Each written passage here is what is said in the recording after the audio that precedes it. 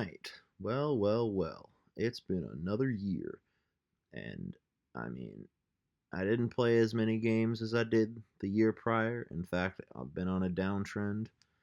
But I'm back. I'm back, and you know what? We move. We play games. All right, we move. So, because for reference, in 2020, I beat 19 games, or at least I logged them. In 2021, it was 35 games. In 2022, it was 43 games. In 2023, it was 45 games. Then in 2024, it was 42 games. And now in 2025, I only beat 29 games this year. And I swear, it's not because I'm becoming older. I just have a lot of projects I'm working on, and they're not, you know, seeing the light of day immediately. These are projects I'm working on that, like, will take a minute to come out. So, you know, we gotta wait on that. But for the time being, I would like to discuss, as I've done those previous years, the games that I have beaten. And to start, I have let's just say if this came out this year, it would be my game of the year. But because I like to try and keep the game of the year to stuff that actually came out the year that I actually played, which thankfully I actually ended up having at least one game that came out this year that was actually also the best thing I played this year. So far we're keeping it up. But the game that would have been my game of the year if it had come out this year is Resident Evil 5, because holy shit, what a great game. Like, it's crazy to me that this game that people have been dogging on for so long, it's probably because they haven't played multiplayer. If they've only played single player and they haven't played multiplayer with like a good co-op buddy, because playing Resident Evil 5 for the first time with a good co-op buddy, it's a legendary experience. It might be one of the finest campaigns of any like action shooty game I've ever played. And I've played quite a few of these games. And I it's crazy because I think I haven't finished Resident Evil 4 yet. I'm almost done with it, I feel like. I feel like I'm getting close to the end. But I like 5 more. I like 5 more. That might be the craziest hot take of ever. Maybe I'll have to finish 4 this year and see if my opinion has changed with the ending. That doesn't seem to be, uh, you know, the case though. We'll see what happens. But yeah, Resident Evil 5 is such a special game to me. It is just constant. It's constantly entertaining. It's got such a good combat system that's like tough to learn, difficult to master, but satisfying enough to pull off. You know, it really feels like you're scrambling to survive in this crazy setting. And then once everything starts to click, everything starts to click. It really is a third person shooter you need to play on a controller. You can't be playing this on no keyboard. This is a arcade style game, and it has some legitimate fear factor. It has really good action. It's got some pretty kind of crazy characters. And every time I think, man, maybe this game, I'm waiting to see where people didn't like it. And I just don't know. Like, I think it might, like, okay, here, legitimate criticisms that I've heard of this game are, one, it's kind of racist. I'm not going to disagree with that just because, like, on an objective level, the optics look really bad, right? Like, you play as 2 characters. One of them is a white guy. The other is like, I'm guessing she's black, but she's not from Africa. She's from Britain. She has a very thick British accent, so not exactly a great look. And it's just you kill a bunch of zombie black people. That's really what it is. You just kill a bunch of them, and from like the outset, yeah, that looks pretty damn bad. I'm not even gonna like act like that doesn't look awful, because it kind of does. And okay, load bearing butt here. The way that it actually goes about describing it is easy to say that it's a bunch of white people testing out experiment on a bunch of black people, which has precedent in this world. Like, this is not something that's never happened before. There is a case to be made that this is a accurate representation of how several white leading nations have treated the continent of Africa. So I'm not saying it's not unprecedented as like a choice for a game. And if you read a lot of the dialogue, if you read a lot of the text logs listed around that describe what's happened to these towns and villages that have been disrupted and destroyed, yeah, it looks pretty fucking bad. Like, it's sad. It's you feel bad for the zombies in this game because they didn't do this to themselves. This isn't like they fucked around with shaman magic and this is why they're like this. No, they were just screwed over by a bunch of white people, which hey, that's fine. That's how it tends to be. um Anyways, all I have to say, combat really good, and the two DLCs they include, I've never seen anyone talk about these. These are fucking awesome. All right, one is like a soft remake of the first game, like very soft remake, I'd say. It kind of follows a lot of the beats. It's literally got Chris and Jill, trekking it out, but it only has like two enemies to its name, but for and a boss fight that kind of sucks. I'm not even gonna lie. The Wesker boss fight for that first DLC kind of sucks, but it is a actually genuinely good Resident Evil horror experience in the sense of you have to solve some pretty crazy puzzles. It does not hold your hand, and there's some legitimate tension. I fuck with it. I fuck with it heavy. I love it.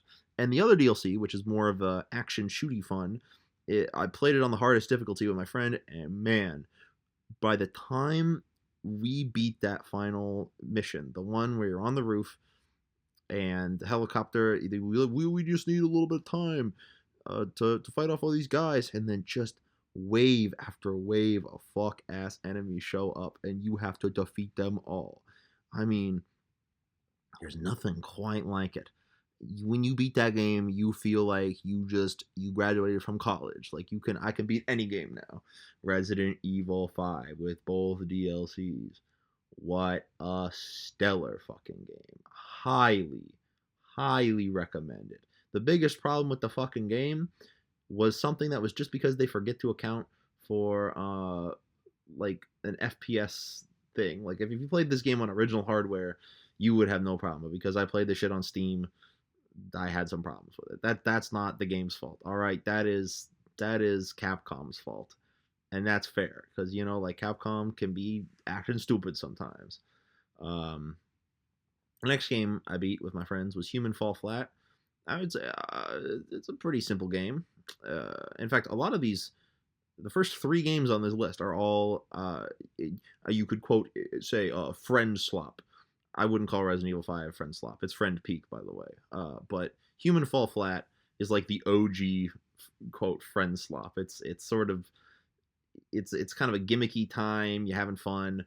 I enjoyed it. We beat basically everything. I think they added more levels since we beat it at the beginning of 2025.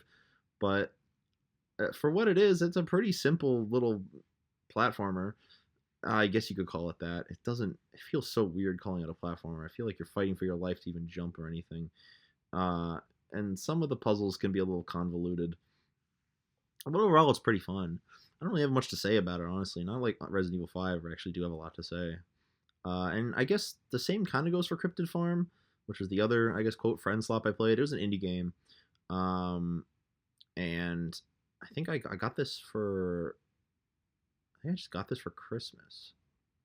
I don't think I actually... Because that's the other thing I tried to do this year, was I was so fucking broke at the end of 2024 that I said, you know what, this year, I'm just going to play my backlog. I'm not going to buy a single game this year. And almost stuck to that. I'll say there were two exceptions that I made this year.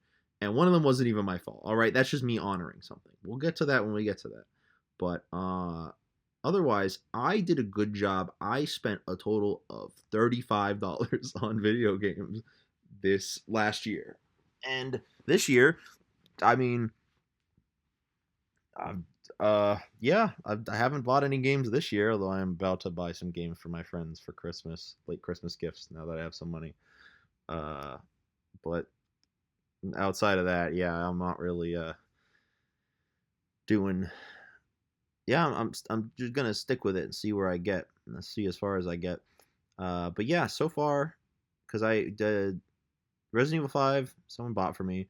Human Fall Flat, I think someone bought for me. Cryptid Farm, I bought last year, or someone bought for me. Dead Space 2, which is the next game, I bought last year. And I actually do have a lot to say on Dead Space 2, but for Cryptid Farm specifically, I think it's a pretty fun, cute little game. It's got like a lot of charm to it, and it's got some strategy, but you can also kind of cheese it. Uh, this is one of those games where like I guarantee if anyone's watching this video, they probably have not played it. I kind of go ham with spoiling things. Like I just say whatever. I want to give my thoughts on a game. Spoilers be damned. This is one of those games you could just kind of play. I feel like a lot of the enemies in it, if I gave away how they worked, you wouldn't enjoy it as much. Uh, so I mean, it's literally a tiny little game. I remember I played it when it was literally just a browser game, and I'm out here playing the whole thing and having a good time. Yeah, Cryptid Farm is good fun, I'd say. I know it's not like the greatest game. It's not even the greatest farming simulator I've played, but for what it is, for like a tiny little indie game that costs like $2, yeah, it's a pretty good game. I recommend it. But now we're going from anything from indie to anything like fucking anything but indie, which is Dead Space 2. Now, uh, this game was hyped to hell, and after up to this point, before playing Dead Space 2, the only thing I'd ever played was the Dead Space remake, which I thought was fantastic. Like that was really fucking good. And Dead Space 2 is honestly about as good as that. And I watched a playthrough of the original Dead Space, and I think that the Dead Space remake is just better than the original Dead Space by like almost completely. I think there's like one or two things where I'm like, yeah, okay, this was done better in the original, and then the otherwise I'm like, yeah, this is just like a remake. It's a stellar fucking remake, and it's mostly because it pulls so many elements from Dead Space 2 as like a template for how to make a good Dead Space game. Dead Space 2 kind of just immediately gets going and does not stop. And I literally encountered an issue with it where I had to restart the entire game because of how it was being weird and buggy. And it did not lessen my enjoyment of the game at all. I had to start all the way from the beginning after I got to like the Church of Unitology, or like like I got to like a church, the church section, and then my game like bugged and I couldn't progress, and so I had to restart the entire game. And even then, even despite the fact that I had to do that, I still had a great time playing it. You know, the combat's really is really fluid. Um, the weapons are really fun to use. The new enemies they add are fucking like frightening as hell. It's those the little kids, little kid enemies, not the babies, but the little kids. They're so fucking scary. And the specifically the kindergarten area with the fucking sun jump scare, great stuff. I Dead Space 2 has so much charm to it. It's got some difficult parts, but it's pretty smooth. You know, I'm getting to that point in my life where games where I have to stop and be like, oh man, I'm really stuck on this challenge for days, are not really my cup of tea anymore. That used to be how it was. And some of my favorite games I in that list were games where I would be struggling on a level or a sequence for hours or even days. But now it's like if I can't beat something pretty comfortably or without a little bit of, I might just drop the game straight up. So yeah, but I tend to beat games. I tend to see them through. Dead Space 2, pretty chill. Nothing too crazy about it. Um, I do think that the ending was a part that I wish I liked more. I think it, I immediately knew what they were going for because I saw like Ellie is now he's Isaac, he's conquered his trauma and he's able to or not conquered, but he's been able to get over Nicole and everything that's happened with that, and now he's got Ellie by his side, and like I I don't know, I understood exactly what they were going for, but Dead Space, the way Dead Space does its story is so. I think it's because the Dead Space remake is so good with its little story about adding all these nuanced elements that the nature of Ellie in the second game is sort of kind of what I was expecting. I was like, yeah, okay, Ellie is like somewhat standoffish and doesn't trust Isaac, and then by the end they like each other. Yeah, I guess I should have. I guess I was weird for expecting more, but that's fine. Hey, that's not really like I'm not playing Dead Space for the character interactions really. I'll play Dead Space 3 for that. But we'll get to that when we get to that. Uh, the other game I beat, right back to indie game no one's played, is Cosmic Pebble. This is a fun little like Celeste like, I guess you could say, but it's got like a boomerang that's not a boomerang because you just throw it out in one direction. This is like I found this game because like the creator of the game made a YouTube video, and I was like, oh wow, this guy's just making an indie game, and he was talking about the struggles of making an indie game, and I'm like, wow, oh man, I understand this. I'm making an indie game. Uh, and so when he was talking about how like, oh, I changed the story and then I changed the level design, I was like, wow, okay, so this guy he sold me on this game. And then I put this on my wish list. It came out, and then someone bought me this game for Christmas. So shout out to Grayson for getting me this and put me on Cosmic Pebble because wow, this game is really cool. It's like, I mean, here's the thing. We're getting to this point where a lot of Celeste likes are just really good, and they just get the level design so well that like I can't play AAA platformers anymore because I'm just like, y'all, come on, we figured this shit out. This is ridiculous. Like I feel like if I went back and played Mario Wonder, I wouldn't like it as much. But if I went back and played Cosmic Pebble, I would enjoy it just as much as I did the first time. It's got a speed running element to it. It's got a really interesting like way of jumping where like you can crouch jump and then you can crouch wall jump and every mechanic feels very well explored, and it does the strawberry thing where you have to go out of your way for the more challenging platforming segments. And the final boss, I mean, first of all, I'm impressed this game even has a final boss, considering it's a one hit and you die kind of game, and they expect you to survive a bunch of bullshit. And it was a little frustrating, I guess, but hey, I did it, and I even got some weird achievements. The way that this does the pizza tower thing where it has like optional achievements in the levels to sort of encourage you to engage with all of the system mechanics. And so I did for a little bit, speed running the game. I really tried, but I got the lowest speed because I left the game running for like a day. And so like on the leaderboard, because the game has leaderboards, it's just like there's some guy who took like like 13 minutes on the level. Then you have me who took like 130 minutes on the level because I just left the game running for a couple hours, like an hour or two, while I was doing something else because that's just how I roll now because I'm older. But yeah, that was pretty fun. And Cosmic Pebble, honestly, I was fucking with the story by the end of it. I don't say that about a lot of indie games. A lot of indie games, they do something with the story. They do like the bare minimum with the story. This one did something with the story. It had a little twist I wasn't expecting. I fucked with it. I thought it was cool. Uh, it's got like it's got a little sad moment in it. I fucked with that too. Uh, anyways, speaking of an indie game where the story doesn't fucking matter, we have Honey Pop. Now some of you probably know this one. This is what I can only describe as the Gooner Match 3 game. But like back when they just called them fappers or whatever the fuck. This is a pre-Gooner game. Like Gooners as a concept only kind of barely existed when Honey Pop first dropped in like 2014. And yet Honey Pop was like completely free one day.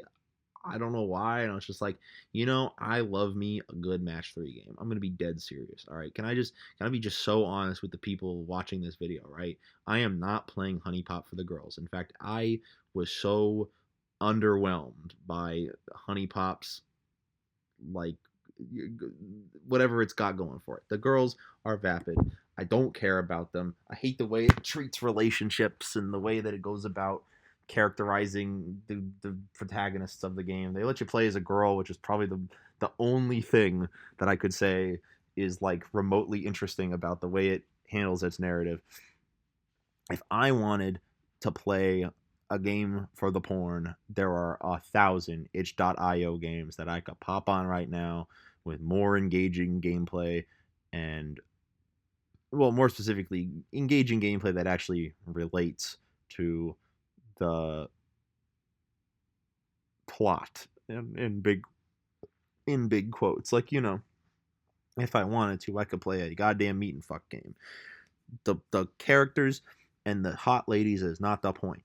The point is, I love me a good match 3, and goddamn, Honey Pop is a good match 3. All right, this is something about the way that it engages with all of the mechanics and the way that you have to like really lock in to match as many things as possible.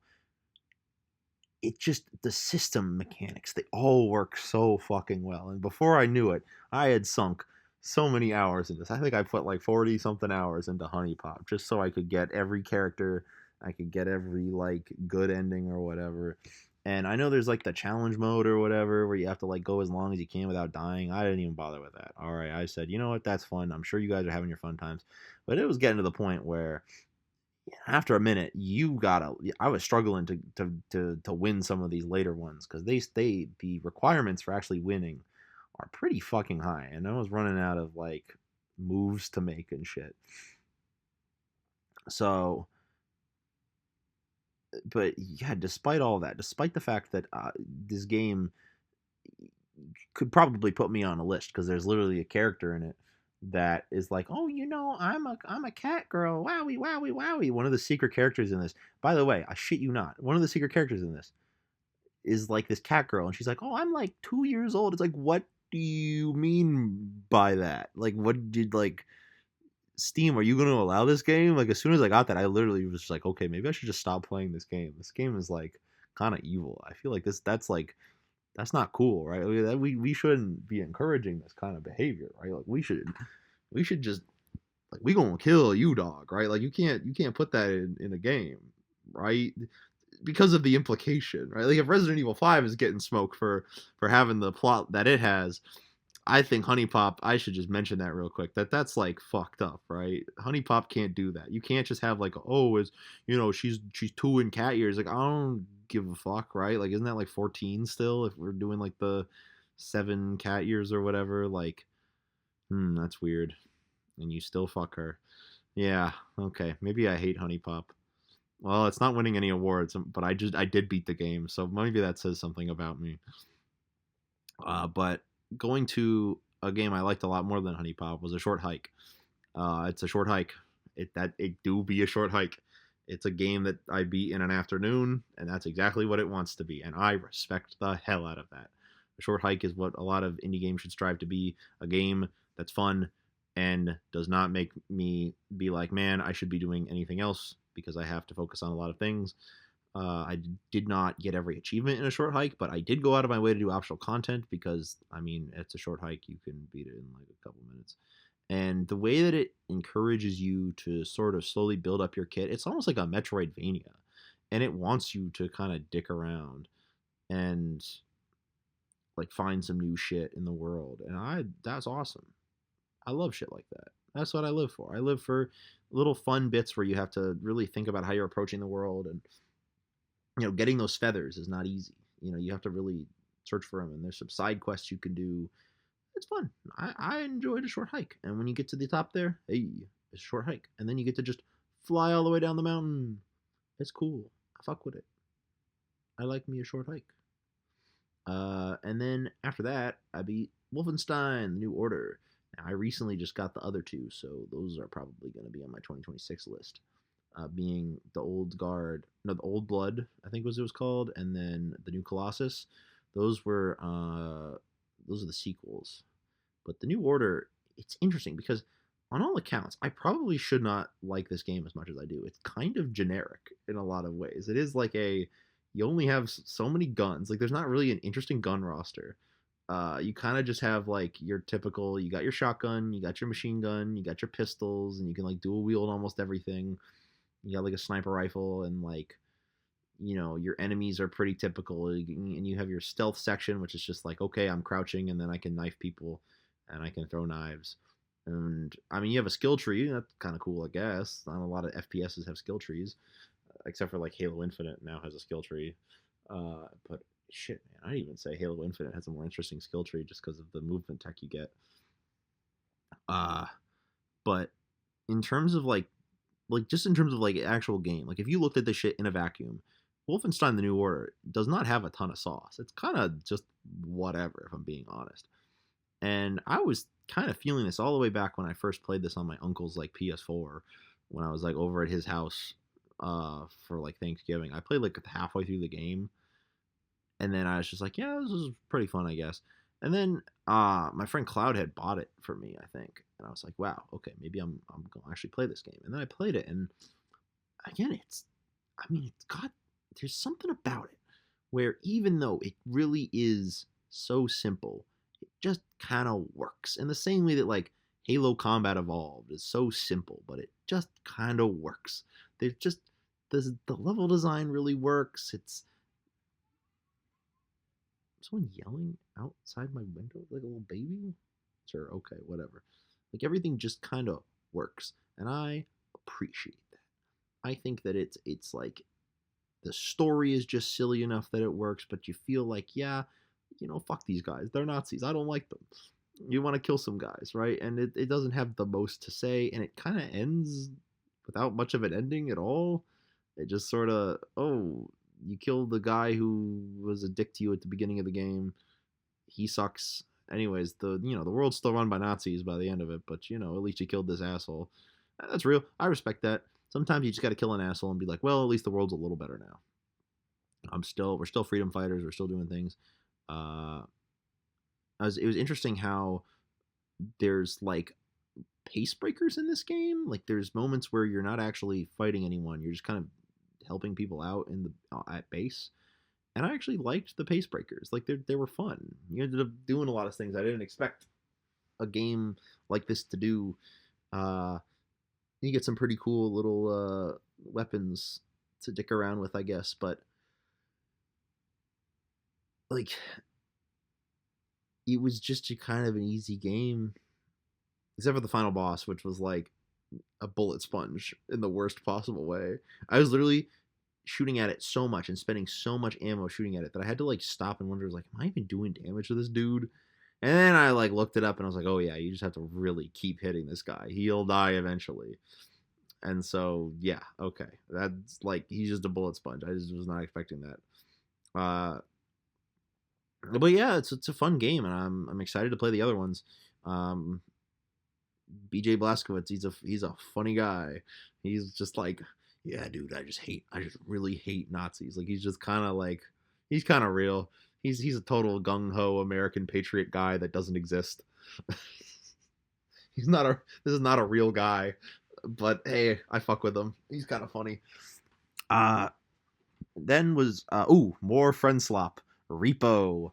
Repo is not really one of those games you beat. It's just sort of an endurance round. It's like Lethal Company and all those kind of games where it's just you and your buddies go in the scary area and try not to die and get as much money as possible, and you can damage your goods and stuff. It's got more sauce than Lethal Company. Like Repo is just better than Lethal Company in every single way. I think that Lethal Company was like Lethal Company's like the Street Fighter One to no. That's too mean. Lethal Company's the Street Fighter Two, and Repo is Third Strike. All right, this one like Lethal Company has some sauce. You can play it. It's fun. But Repo is just kind of better than it in every way. I even like the robots more. I think the little Lethal Company guys, they do a little dance. That's about all they got on them, right? You know, sure, Street Fighter Two, Street Fighter Two's got some cool characters, but Third Strike's got Dudley. All right, let's be so for real. All right, Third Strike, it's got Dudley. Street Fighter Two don't have Dudley. Street Fighter Two has Balrog. My point exactly. Repo's cool. I fuck with it heavy. I like a lot of the enemies in it more. I like that it's more forgiving because I think that's the other thing is Lethal Company. Dude, I hate. I'm literally trying to talk about Repo and I keep talking about Lethal Company because I got beef with Lethal Company just because Lethal Company, it's just so easy to just get screwed over. You feel like it Lethal Company feels like it's made for. It's like, hey guys, this shit, this company here, the Lethal Company, it's capitalism and capitalism sucks. And it's like, yeah, I already know capitalism sucks. I don't need to play it in game form. I already live it every day. Uh, I already work for the man. I don't need to be reminded how awful the man is. And Repo is sort of better in this regard, where you're just a bunch of robots, so this shit don't matter. Um, but yeah, and then I like the damaging mechanic, and I like how you need to work together to pick up certain items. Just again, it just feels like it understands the friend swap assignment more. And I'm curious to see what the next repo is going to be because repo's kind of here to stay. Lethal Company's still around, obviously. I mean, dude, both of these games are in fucking Fortnite, which feels fucking weird. But yeah, I don't know. It's cool. I like Repo a lot. In fact, I like Repo modded even more. Like, there's some things I've been playing a lot with. There's a certain person I play Lethal Company or sorry Repo with where it's modded and it makes it easier for him to get what he needs out of it because sometimes the game can be unforgiving and I think modding to play in a certain way is smart. Anyways, number 10, Dreams of Aether. Now this was another game. This is a Rivals of Aether spin-off title that's like WarioWare, but you're going into dreams as Absa, and I got this for free because it was like the day it dropped, it was free, and I was like, oh fuck yeah, I need to hop on that. All right, so I got it. I got another free game, baby, another free game. And this game is goated as fuck. Actually, here's the thing about Rivals of Aether is that whoever they hired to cook like the story scenarios and character designs for this, you gotta just like I gotta hire this guy. Like we gotta get this guy $1 million. We gotta get this guy a private jet. We gotta get this guy everything. He deserves everything, or she. Uh, maybe she someday. Who knows? Uh, we gotta get this person everything. All right, these guys they need more because Dreams of Aether is just oh man, it's so fucking charming. I love it so much. It's the rise of the Wario like is like a phenomenon that needs to be studied because for some reason Nintendo, whenever they put anything Wario related out there, people just say we want more and we need it peak. And this goes for both Wario Land and WarioWare. I'm waiting for Wario World to get that renaissance it deserves because like Wario World is such a fucking weird game and like whereas Wario Land and the various versions of Wario Land from like I'd say Pizza Tower is like yeah like I feel like obviously Wario Land 4 has a ton of influence and shit like that. Um, and Wario Land 3 I'd say has some influence too. You get your Anton Blast and shit, but now WarioWare is out here with your Dreams of Aether, and then you got your Mind. What's it called? Mindscape. Mind. Fuck. What's it? I literally played the demo of it. Mind Wave. I think it's Mind Wave, where it just the most charming fucking games you've ever seen in your life, made with so much love and care. And Dreams of Aether is one of those games. I'm so happy that like this type of game exists because it just makes me so joyful. I look at it and I'm like, oh my god, he's so cute. And Dreams of Aether, I was literally just like going nuts. The pinata character, the pinata, what are they called? Rivals. I can't just call them furries. Like that's what they are, but I can't call them that. Not like professionally. Um, but the pinata girl or whatever, like that did such a peak character design. What a fantastic character. Uh, next up, I played Lilith's Lair. Now this is what I mean when I say if I wanted to play a porn game with like a plot and like gameplay, I could just play a porn game because that's what Lilith's Lair is. It's a porn game, and it's a weird ass porn game. I'll say it. I'll say it with my whole chest. This game is fucking weird. It's not for the faint of heart. They got vor in this bitch. They got like UTFing into a dragon and eating everything type shit. Uh, I am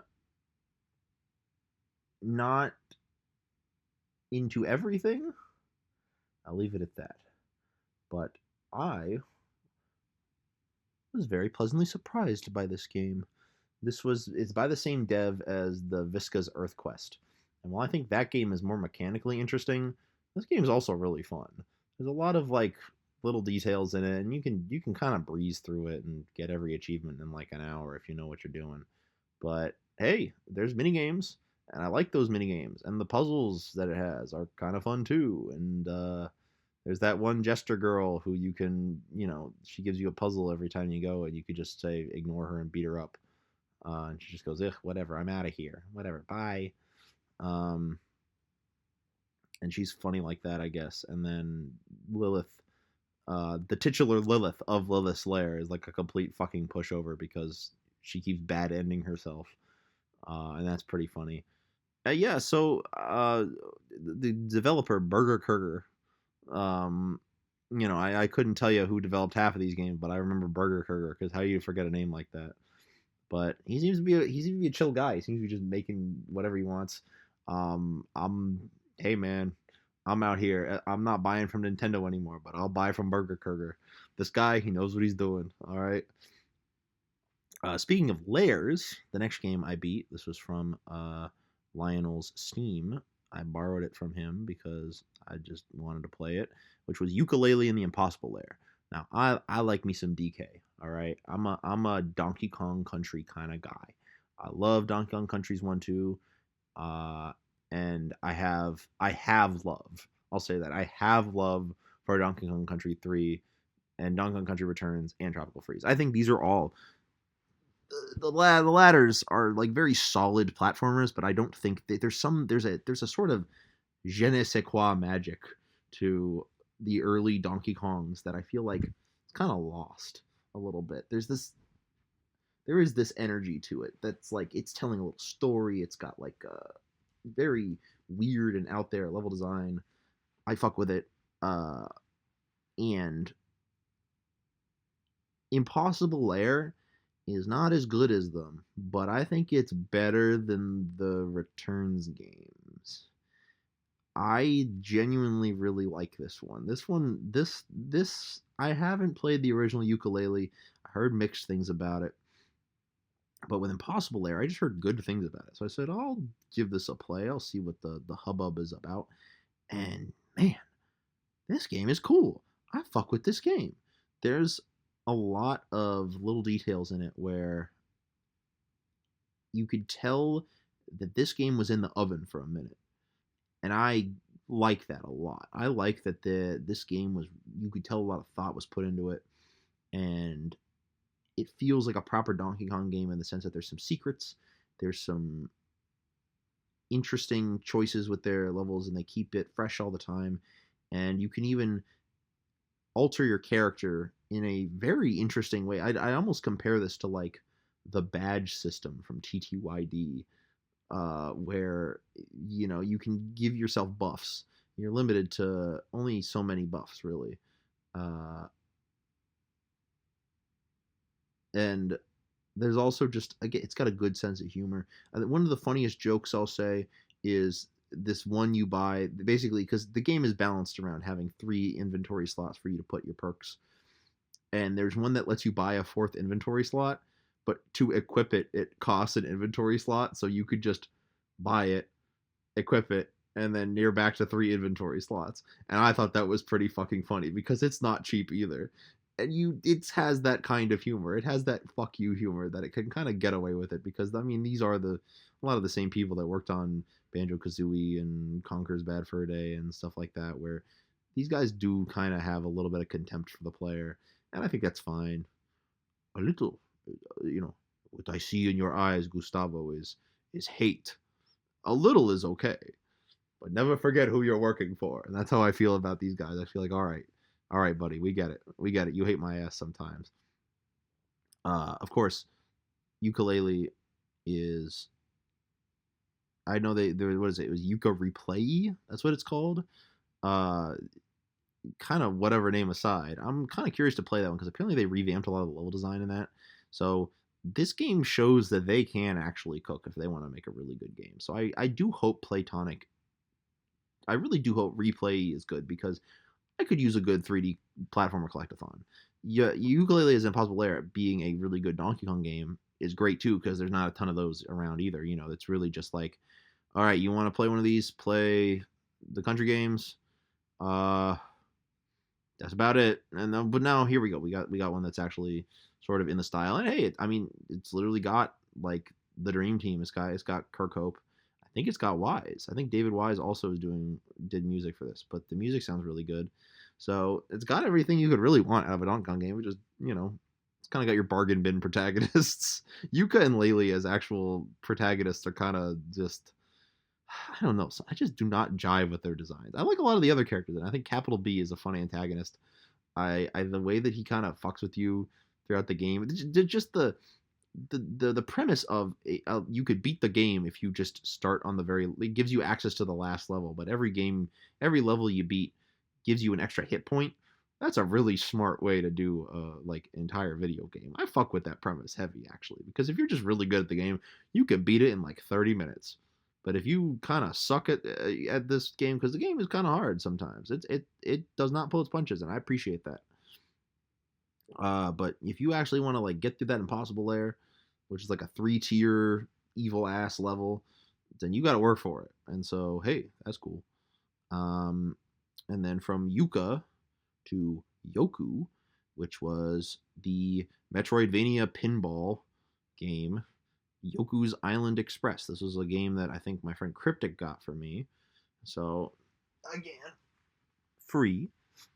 But this was a fun game. I fucked with it heavy. This game is kind of new. I think it only came out a couple years ago. But it is, I mean, it's pinball, but you get to move around and collect fruit and shit, and then you're delivering packages, and then there's like a boss fight. A couple boss fights, and it's a pinball game first before it's a Metroidvania, where I think like a lot of the best elements of Metroidvanias are just not here. And that's fine. I mean, there's barely any upgrades. It's just sort of, you got to figure out the right way to go and then talk to the right people and do some side quests to get everything done. I'm not going to say a ton on this game because really I enjoyed it, but I don't have a ton to say on it if I'm being quite honest. It is just one of those like, hey, that you could tell a lot of people really put their heart and soul into this game, and it's really, really good. And I do think it's like worth the price of admission, which I can't remember right now because I didn't pay for it. But you just gotta believe me on this. It is a expansive game. I sunk a lot of time into this, and I don't regret it. There's, it feels like every little chunk, every section, you can explore different orders and how you see fit, because your whole goal is to just deliver some packages and then awaken some guy and then fight a boss, and then from there you can just kind of keep going. Did I? Okay, that was fucked up. My laptop fell asleep, so it just cut me off. Yeah, well, I didn't 100% Yoku's Island Express.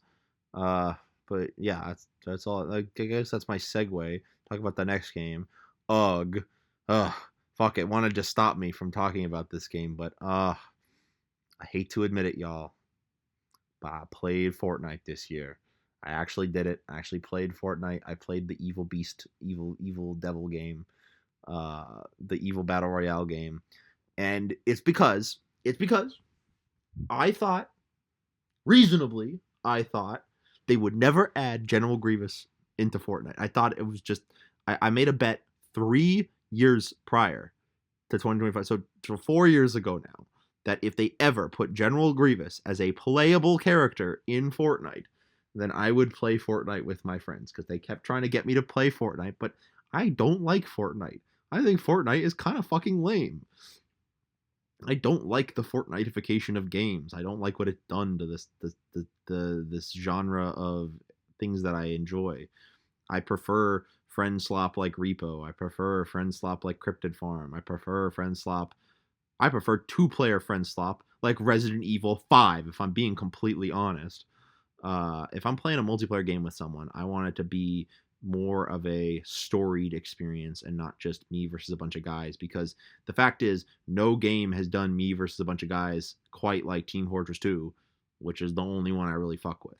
So all that to say, I play Fortnite for like a combined total of 10 hours. So I was spending $1 an hour on this shit just because I had to buy the battle pass for $10 so I could get General Grievous, because I said if they ever added General Grievous into Fortnite I'd play it. So that's exactly what happened. They added General Grievous in. I dropped 10 on that game. That was 10 of the 35 total dollars I paid this year for video games. Now that you know that the rest is 25, I'm sure you can figure out what I actually bought. But yeah, I actually did play Fortnite. I actually did get a team victory royale with all my friends. You know, I did play a bunch of random EXP grindy games and whatever else is on the Fortnite store. I didn't even know there was a Fortnite store. I felt like such a fucking boomer playing Fortnite, because it's just like, it's just Roblox now. Fortnite is just Roblox now. That's all it is. It's just, you go in, there's like the actual game that some people play, but then everything else is just community created content. And that's fine. I don't have a problem with community created content, but like the Roblox model of community created content feels a little exploitative. As in, it's a bunch of children making shit for a bunch of people to make money off of. So yeah, that, I don't know, that kind of rubs me the wrong way. But you know, Fortnite, I guess it was worse. I did kind of like the music version, the music, the Garage Band, not Garage Band, Guitar Hero. Fuck, Guitar Hero edition thing. I thought that was kind of fun. I fucked with that, but that was it. I don't really fuck with anything else. Um, so yeah, that's Fortnite. Yippee! I played it. Now I have the General Grievous skin forever and ever. Uh, but on another note, I played Spider Solitaire. Now here's the thing about Spider Solitaire. I fuck with Spider Solitaire. Regular Solitaire, I mean, it's all right. But something about Spider Solitaire just says, let's just cut all this bullshit and get right to the good stuff. And that's exactly what Spider Solitaire does. You don't have to worry about any fucking like bullshit with the cards being different colors and shit. You just have one hand, spades, the best hand, and you just move from there. I'm also a clubs fan, but I think spades is the coolest suit for I'm out here, my Balatro poisoning. I did play a lot of Balatro this year, but I did not. I already put it on my last the or I guess last year, but I already put it on my 2024. I think. Did I? No, I didn't. Wait, what the fuck? Well, I guess I didn't like beat Balatro, but I did play a lot of it. But it's definitely possible to beat, so I'm not putting it on this list. Not until I beat it. Okay, so I guess I haven't beat Balatro, but I was playing a lot of it this year. So there, I guess that's my secret 30th game is Balatro. Great game. Yeah, no issues there. My buddy Kaze bought it for me, so I didn't buy it. But yeah, I did drop 10 fucking bucks on Fortnite. Ugh. General Grievous, why do you have to be so fucking cool? General Grievous, he's like the lamest motherfucker ever. He has like 2 bits of swag to him, and then one of them is non-canon because it's the Gennady Tartakovsky stuff. Oh, General Grievous, why? Oh, cursed to be a Star Wars fan. Even if the best piece of Star Wars media did come out in 2025, that being Andor season 2. Despite that, what Star Wars has become is the same thing I feel about Fortnite. It's just, ugh, it's just media for the sake of media. But Spider Solitaire is no such suffers no such of the same fate. Spider Solitaire is just as good as it was, and I finally beat it on master difficulty, which I'd never been able to do, even though it wasn't that hard. I just was a kid when I tried, and now I'm an adult, and I wanted to play Solitaire because my partner was playing it on the computer. Yes, Spider Solitaire. Yippee. Next up is, I think, the only Mario 64 ROM hack I beat. this year, which was Mario's Colorful World. Now I still love playing Mario 64 ROM hacks. I think, in terms of just the fact that they're basically friend swap at this point with Mario Co-op 64 making it so easy to play these with friends, is that's how I play them now. Basically, I used to just play them by myself, but now it's fun to just dick around, especially in like Kaizo ROM hacks like this one, where you can pop in with like a modded move set that makes it a little easier to complete, but not like brain dead easy or anything. Just kind of collect stars and run around, and I just like that. I like the fact that I can tailor it to my own preferences in a way that's like not just oh, everything's easier. It's just now everything's a little different as to how you approach it. There's a little more leeway with how you move, and I think that's good. That's what I like. Uh, so yeah, Mario's Colorful World. This was a pretty fun ROM hack. I remember correctly. I remember we turned on like roll the dice and shit. So like just a bunch of bullshit kept happening, but the actual levels themselves are pretty fun. Even though I think were a bit. They definitely felt a little rudimentary, but I liked it enough to actually beat it. So I did fuck with it. Uh, I like me some Mario 64 ROM hacks. What can I say? But up. We've had our fun in the colorful world, but now we go to the dark world because the game of the year, for me personally, was Deltarune chapters 3 and 4. I mean, like, come on, how could they not be? I know a lot of people don't count this like as like a game because it's not done. It's just like another part of it. It's like if like Dispatch came out this year. It's like if you counted like one particular bit of Dispatch as like a full game. It's not really. This is just a chapter of a game that's going to be bigger. I mean, it's literally getting another one this year. But fuck me, dude. Chapters 3 and 4 were so fucking good. So worth the wait. Oh my god. And getting the Shadow Crystals just made them even better. Holy Jesus. I love Deltarune, man. Deltarune is so fucking cool. I just feel like a little giddy playing it. I was like, yippee! I love my Deltarunes. And it only took me a couple days to get everything in chapter 3 and 4. I did not get the eggs though, because the egg quest in chapter 3 is just some bullshit. Okay, tricky Tony, you got me with the shadow crystal. You made me do the bullshit with the knight and all that shit. But fuck me, the knight wasn't even that hard. But getting that fucking egg without spoiling myself to everything else that's going on was just it was crap. Couldn't stand it. Uh, but the chapter 4 egg was not that hard to get, so I got that one. That one's pretty easy. That one was cool. I liked that one. But yes, the shadow crystals in chapters 3 and 4, so fucking good. Just the fact that the Toby Fox, he's able to just disappear for a little while and then just drop peak consistently. It needs to be studied in a museum. I sincerely hope nothing bad happens to this guy because he's holding up this entire industry. Him and like I think it might just be him. I go Sakurai. I guess because he's the only other guy I fuck with heavy in the video game director sphere.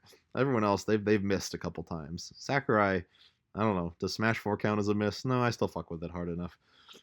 Uh, I guess I'm a Sakurai. I didn't even play.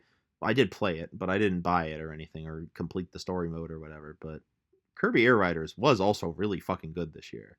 I don't have a Switch 2 because I refuse to buy one because it seems like just kind of an overpriced nothing console in a sea of overpriced nothing consoles when I have a perfectly good PC at home and a bunch of shitload of games in my backlog and a hacked 3DS. It's like I got games. I don't need to buy DK Bonanza for $70 and Mario Kart World for $80 when I can just play Double Dash at home. Right? That's how I feel. Uh all that to say, Deltarune Chapter 3 and 4, worth the $25 and then some. If you told me this game was $60, I would have dropped $60 on this. It's just that good. It's so pointed with everything it wants to do. It's a very well, and I say especially regarding. Oh, all right. Hopefully that's the last interruption. I think this is it. I think that's it. Deltarune Chapter 3 and 4. Man, dude.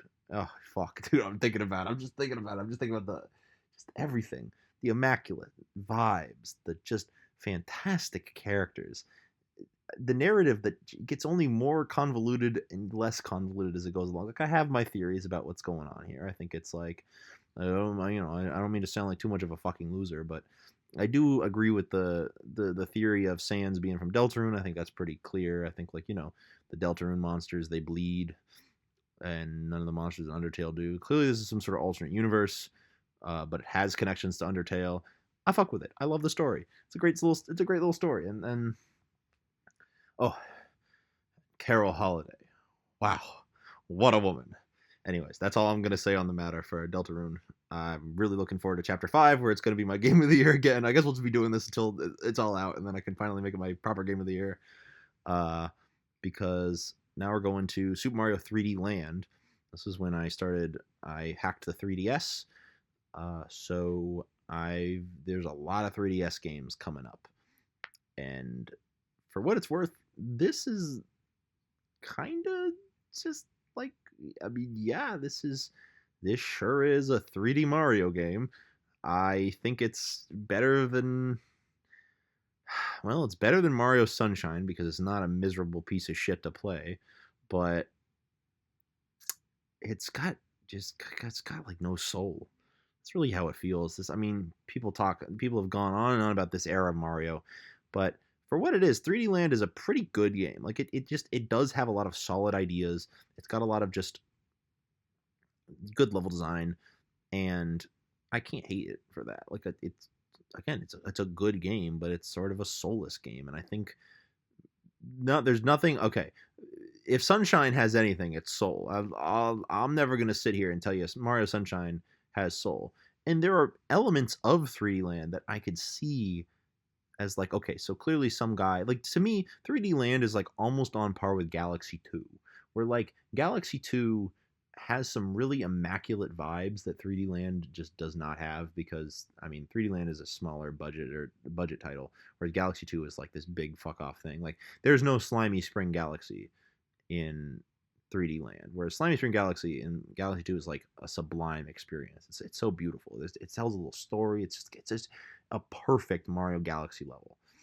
And then 3D Land, it's like, well, the UFO that's there is pretty cool, and then there's this little weird blip thing that's only there for like 2 seconds, and then it vanishes. And then there's like this freaky ghost that's in the ghost house at the end of the ghost house level that you can only see if you like deliberately wait around near the flagpole at the end of the level. And it's just like, this is what 3D Land has going for it, because no other Mario game is putting this much weird, creepy shit in uh, the game. And then again, the game's way too fucking easy at the beginning. It's not until literally you beat Bowser that the game says, "All right, we're gonna throw some hard levels at you," and then the levels start getting really interesting.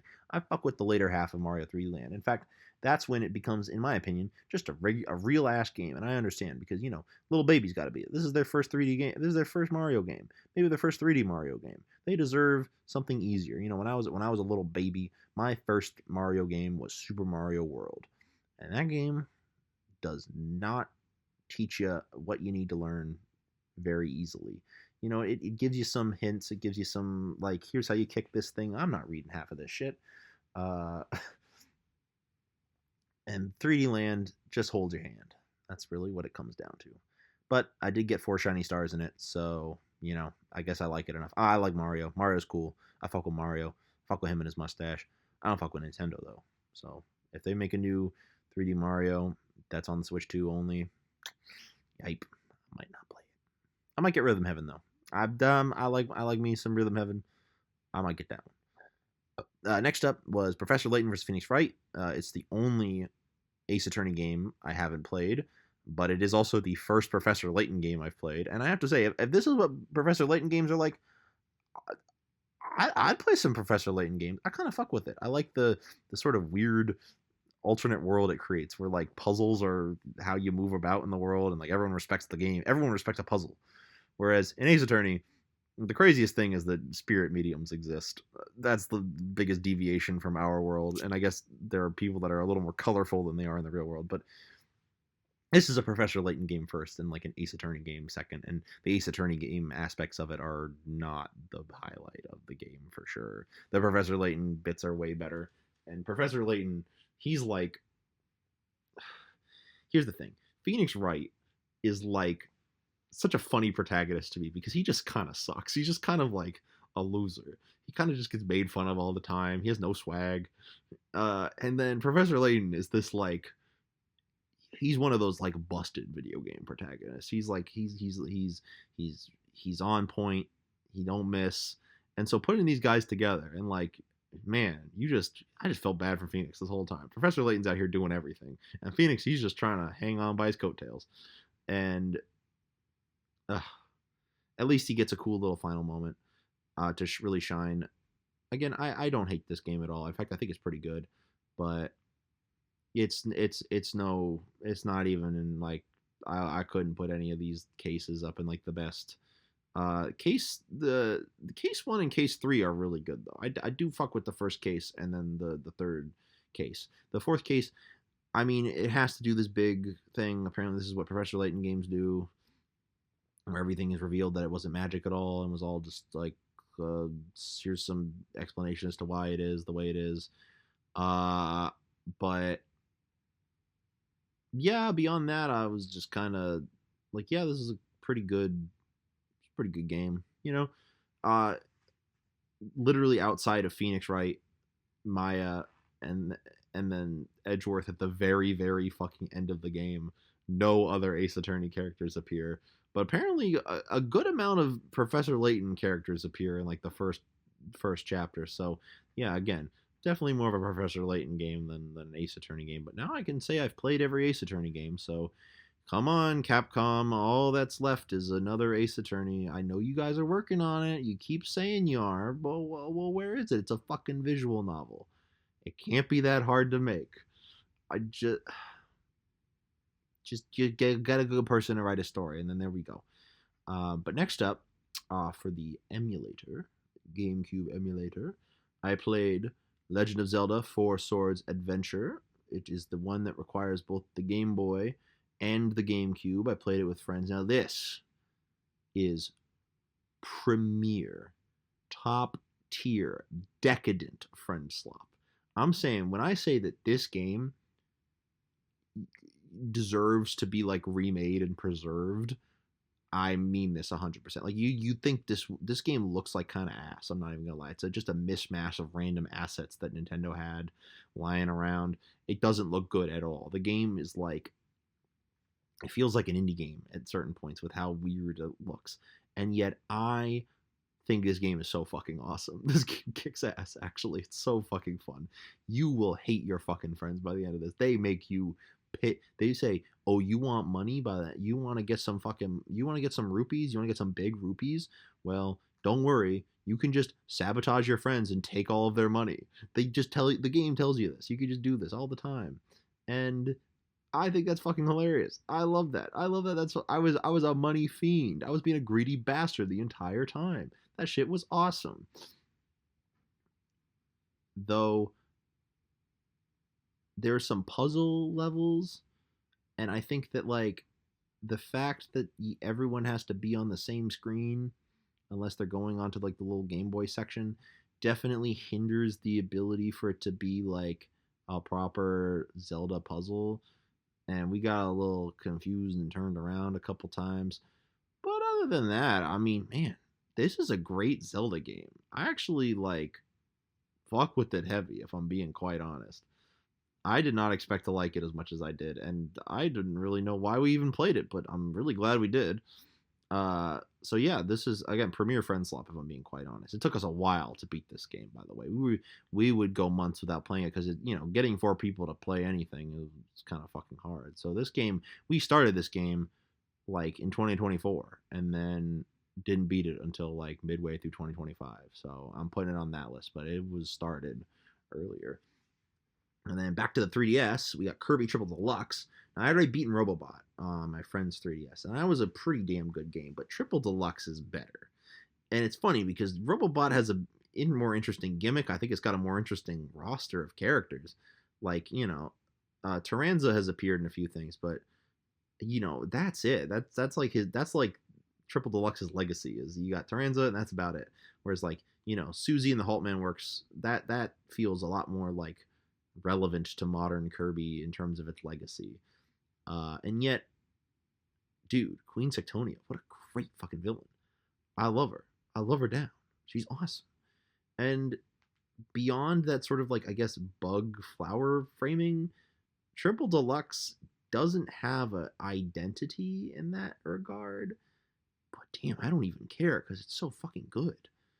God damn, Kirby Triple Deluxe is a really good game. Everything with the like, um, especially the True Arena. It's maybe one of the best Kirby True Arenas that there's been.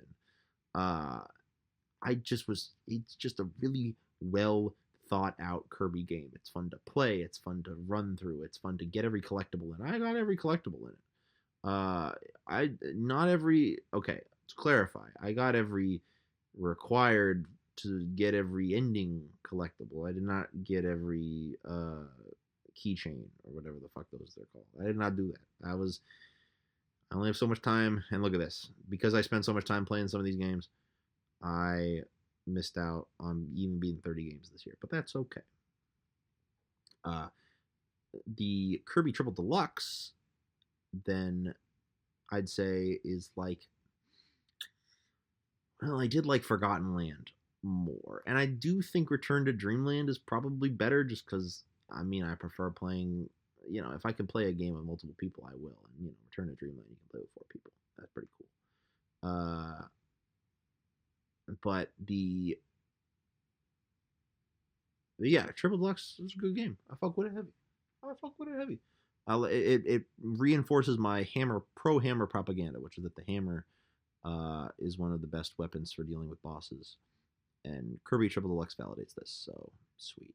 Love it down for that. New Super Mario Bros. 2 is right on to the next 3DS game, New Super Mario Bros. 2. Again, I was just like, well, time to bang out some Mario games because I like me some Mario. And New Super Mario Bros. 2, I mean, it's no 3D Land. It's still pretty fun, though. I enjoyed it enough, I guess. I did everything in it. I got every fucking star coin like a fucking idiot. So clearly, I something about these Mario games, man. They keep me coming back even when they're New Super Mario Bros. 2. But I never played the New Super Mario Bros. 2. I think I like play a little bit of it on my friend's 3DS when I was at at his house or whatever, and that was it. I never really like beat it. But now I've 100% of it, and I got to tell you, I barely remember anything about the damn game. So I'm just gonna move right on because I only have so much time on this godforsaken earth. Because besides, I want to talk about fucking Pushmo, which is actually that good and proves that I was sleeping on the 3DS because I never would have played this game if it wasn't for me checking out like random games on fucking H Shop or whatever. Pushmo got some fucking sauce to it, all right? Pushmo's fucking cool. Pushmo is such a simple premise. It's literally just you pull out a block, and then you can pull out blocks behind it, or you can pull out blocks behind it above it as long as you're standing on them. And if you pull out a block and other blocks are the same color as it, you'll pull those out. And now, like, go ahead and solve these fuck ass puzzles and get to the top and save the little kid or whatever. And that's all it is. And man, I mean, such a simple premise, but it just works so well. I just really fuck with Pushmo. Pushmo's cool. I don't think it's a game that could only really exist on like the 3DS eShop. It's like tiny little baby game. It's so simple and charming, and I kind of wish that the other games weren't more frustrating because I tried to beat. I really tried to get into Stretch Mo. No, sorry, Crash Mo. I really tried to get into Crash Mo. It didn't hit the same. I couldn't beat Crash Mo. I was just getting frustrated by it, and I was like, I don't know about this one. This one, I don't know. I don't know about this one. It feels like a true sequel in the sense that, hey, all those things you learned from the previous game, yeah, all right. Here's something harder. But Pushmo, I loved it. It was great, and I beat it. Maybe I'll beat Crash Mo. Stretch Mo, I was having trouble beating because the legal method of acquiring it means I can't buy any of the in-game DLC, which actually allows me to play it. But if I could, Stretch Mo would probably be the best one because that one's cool. I fuck with Stretch Mo. It feels like a more natural evolution of Push Mo than Crash Mo. But Push Mo, kind of baller. Push Mo's kind of fucking cool actually. Next up was Shantae Risky's Revenge. Now, I had beaten Shantae half Genie Hero, But that was it. Beyond that game, I had not played any Shantae games. And I was gonna be honest, Half Genie Hero, I was just not. I did not understand the hype. I was like, oh, this is your girl. Like this is what people go to bat for. What Shantae? But now that I've played Shantae Risky's Revenge, I kind of get it. I kind of get why Shantae's got that gas in her tank. Why people will be like, yo, we need Shantae in Smash. Because yeah, this game as like a showcase for what Shantae is, as like a sort of mid 2000s romp, uh if I can best describe it, with like the energy that it brings, where it's like it's not as okay. Risky's Revenge is awesome. It's really cool. I fuck with it. It's like a little DSi game, and I mean it's a Metroidvania, and it just has a really good vibe to it, and it's got some solid platforming. It's got some solid ideas. It's got some solid exploration. I only got lost once, which is good because oftentimes I get lost pretty frequently. I can't even lie. Sometimes I'm not the greatest at some of these things. I'm just gonna be honest. But I hey, for what it is, I mean it was a fantastic little game. And we'll get to the sequel to it, Pirate's Curse, which is even better. But for Risky's Revenge, just for what it is, as like the second Shantae game ever made, though now we know it's not because the other one came out. I haven't played that one yet, but I will. I'm currently going through the original Shantae, but that game, whew, it's showing its age as a Game Boy Color game. I'll tell you that. It's kind of bullshit to get through. But I'm sure I'll beat it eventually. I'm a Shantae fan now. What can I say?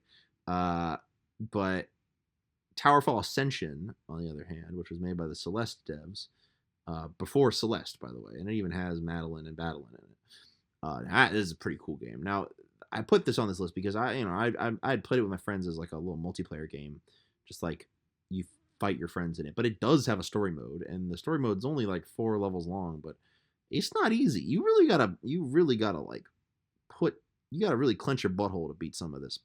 This is not easy. There's a lot to keep mind of, and your friends can kill you pretty easily if you're not careful. And it's got a really interesting like parry mechanic, where it's not really a parry, it's like a dash that you can like use to both platform and like collect arrows.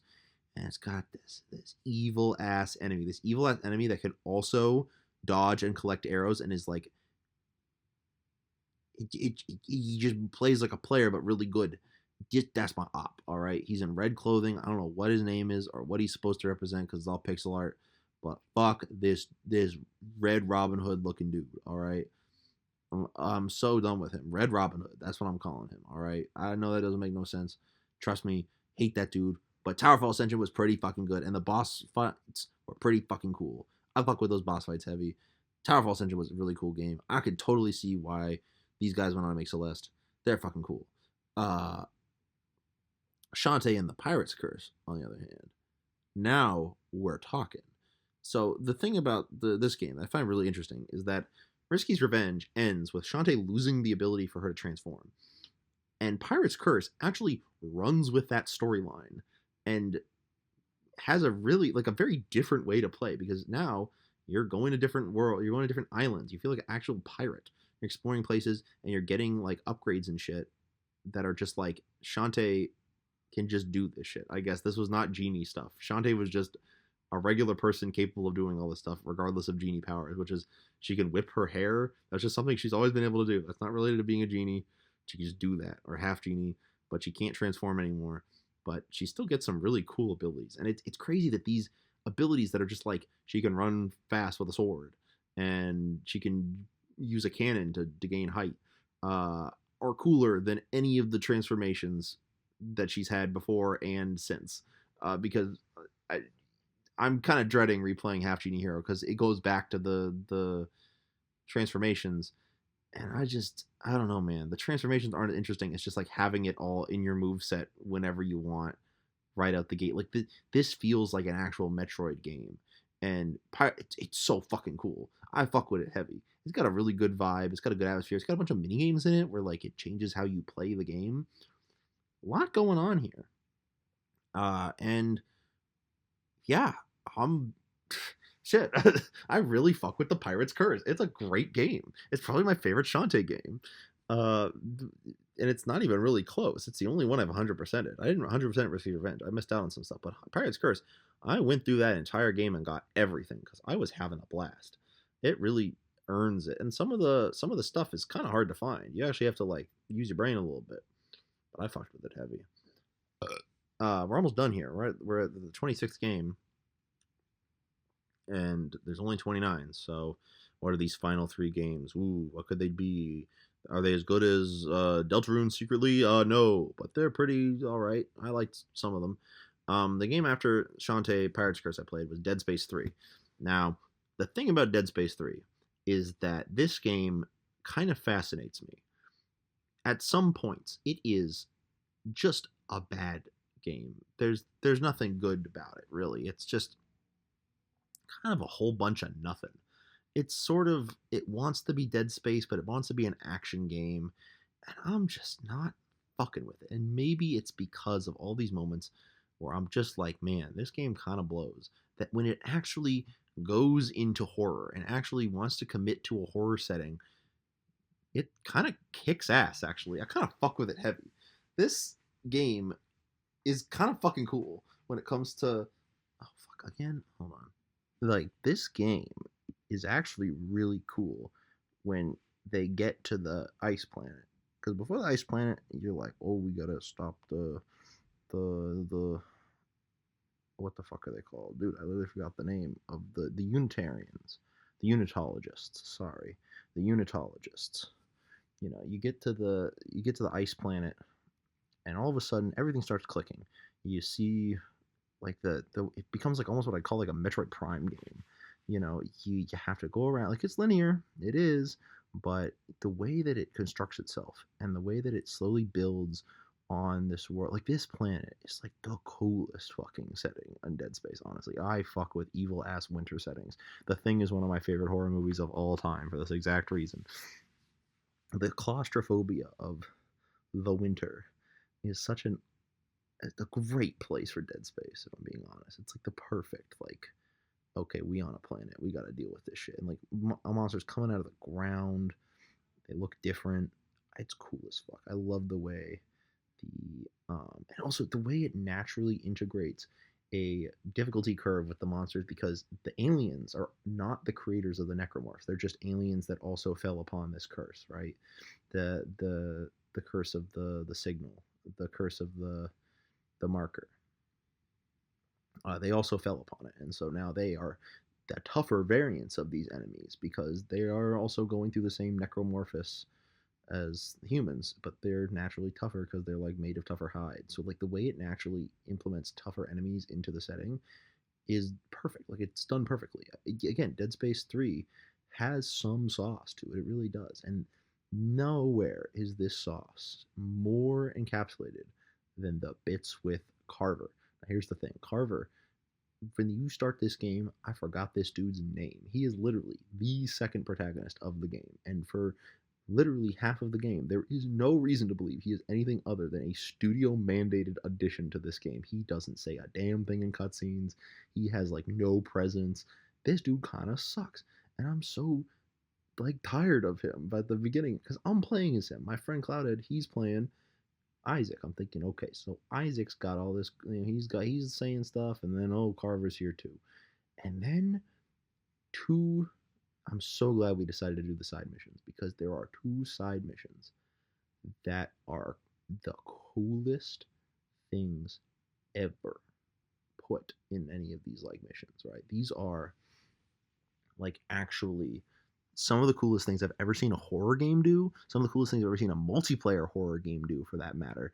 And they're just kind of sandwiched into these random side missions of Dead Space 3 of all things, which is fucking first of all, it's the way that only Carver can see his hallucinations and Isaac can't. Because Isaac, he's already gone through 2 games worth of character development. He has learned to deal with and defeat the marker's influence, right? Like he does not let this shit get to him. He is basically immune. And by the end of it.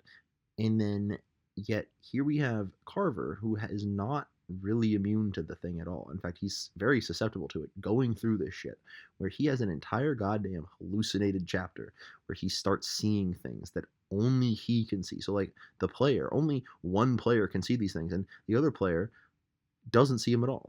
They look normal, and it's this fucking nutcracker. The fucking nutcracker, man, so fucking cool. And like the happy birthday, all this birthday shit.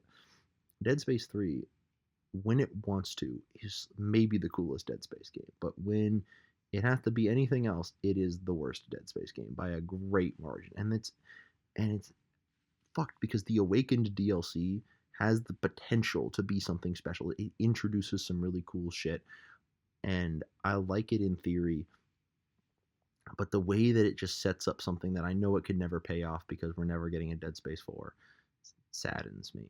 It just, I see the potential right at the very end, but because Dead Space 3 sucks ass because of EA's executive meddling with and fucking with it, and like, dude, the fact that there's fucking microtransactions literally in a two-player co-op campaign is insulting, especially since it's significantly easier than Dead Space 2 and 1 for that matter. Like this is a game you're not struggling in unless you bring your grandma in. Like this is not anything crazy. And so it just saddens me because Dead Space 3 has so much potential and it's never going to reach that potential. It's just going to forever be the black sheep. And that, I mean, man, fuck EA for real. Damn, I'm just going to keep saying it for the rest of my life. Fuck EA. But, you know, that's okay because Portal Stories Mel, the next game, is like cool. And it's a free game. It's completely free provided you own Portal 2. Uh, so like most people it's 99 cents I guess, but I already own Portal 2, so I'm not worried about that. But Portal Stories Mel is like, oh man, it's so good until it's not. Oh, I got some mixed things about Mel. It, the puzzles in Mel are really cool. In fact, I fuck with them pretty heavy. I think the modded levels of, like, to me there's like you got your Portal Reloaded, which is like your Portal Reloadeds, which are like a little too challenging in terms of like they make you do a bunch of fuck shit that it's not immediately intuitive, and that kind of fucked with me a little bit. And then you have like Entropy Zero V2, which is like not really a puzzle game, and so the puzzles are kind of laughably easy. But it's also just a great game, so I don't care. But then you have like this game where it's a nice middle ground. It kind of feels like they just did some more puzzles from Portal 2. They really this, this, Portal Stories Mel loves the disintegration gate more than like any other Portal game I've ever seen. They love this motherfucking thing. It's in every single test chamber, and they require you to do some tricky puzzlings to get your portals in the right spot to open this shit. Because like, god damn, uh, they I don't know, they just fuck with it heavy, and it's kind of frustrating. But hey, it's not that hard. It's a pretty short game, all things considered. You can beat it in like a couple hours, and I fuck with it. I thought it was a fun ass game. I did not like the what's his name? He's not Mel's the main character, but the Norwegian core. I could just call him the Norwegian core. I did not like his voice very much. I'm not gonna lie. He was kind of unfunny. Like the writing wasn't all there. But again, it's a free game, so I cannot say too much about it. Like this was not one of those games where I got like lucky and someone bought it for me or whatever. No, this is just a free game. You can just play it for free. It's not even like Black Mesa, which like I'd say is a better game than this, but like that game costs money. So as a fan game, that's completely free, barring owning Portal 2. It's like more Portal 2 if that's what you like. I even think that the guy they got to do Cave Johnson's voice, did the best he could for some guy. For some guy, he really he knew what he was doing.